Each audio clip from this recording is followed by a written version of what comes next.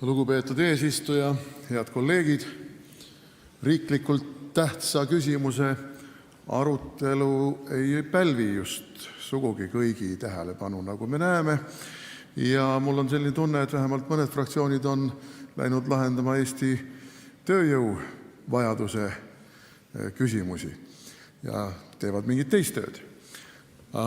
Aga tuleme tänase päeva teema juurde.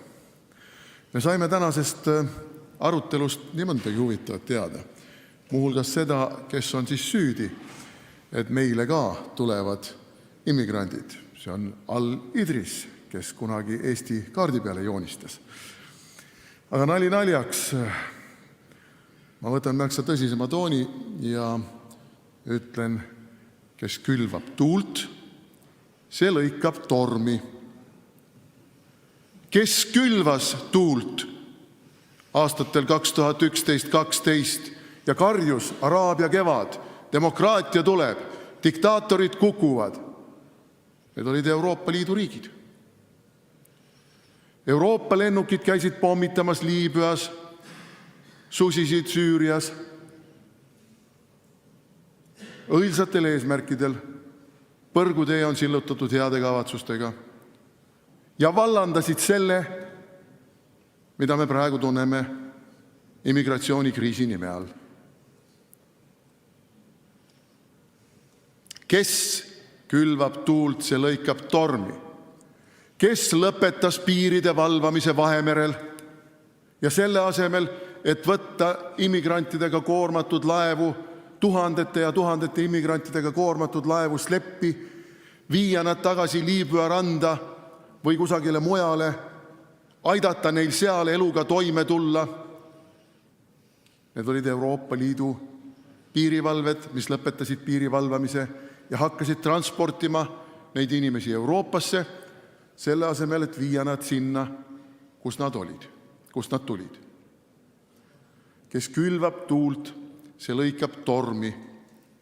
Euroopa Liit on põikpäiselt aastakümnete vältel keeldunud arengumaade, kolmanda maailma maade ettepanekutest, lausa nõudmistest lõpetada diskrimineerivad kaubanduslikud piirangud, tollipiirangud ja teha investeeringuid mitte ainult korporatsioonidele kasulikel tingimustel, mis laostavad nende kolmanda maailma riikide majandust, vaid ka nende kolmandate riikide majandust arvestavaid ja edendavaid investeeringuid. Need on need põhjused, miks me oleme täna silmitsi nende probleemidega.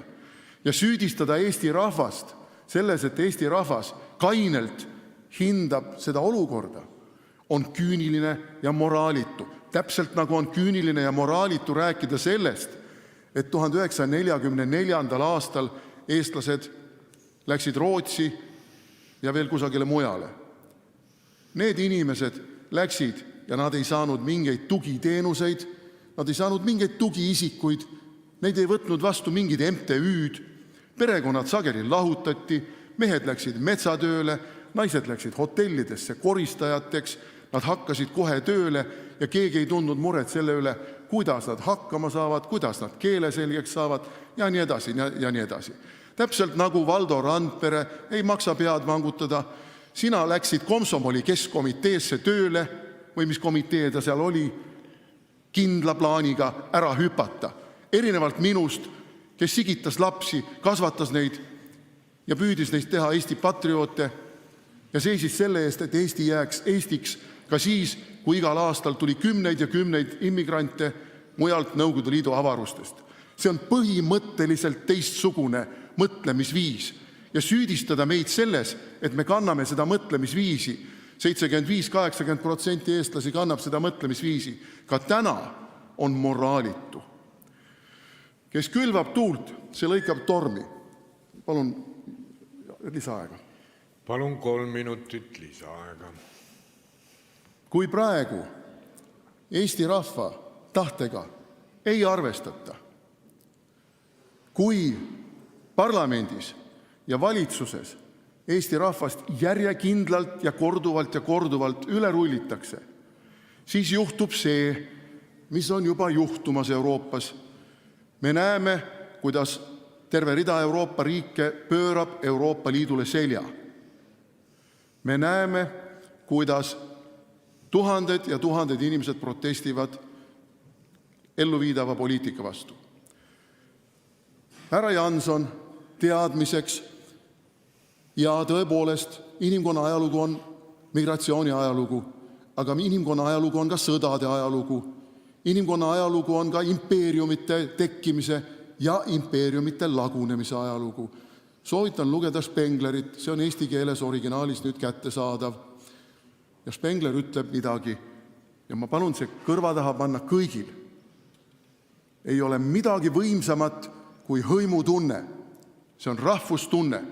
Ja mis tahes impeeriumiga ei ehitataks, need lagunevad ja nendel varemetel sünnivad ikka uuesti ja uuesti hõimutunde baasil rahvusriigid. Võtke heaks või pange pahaks. Eesti rahvas on salliv, Eesti rahvas on kannatlik, aga Eesti rahvas on ka kaine mõistusega ja ei lase ennast lollitada roosadel hipiajastu ideoloogiatel ja doktriinidel.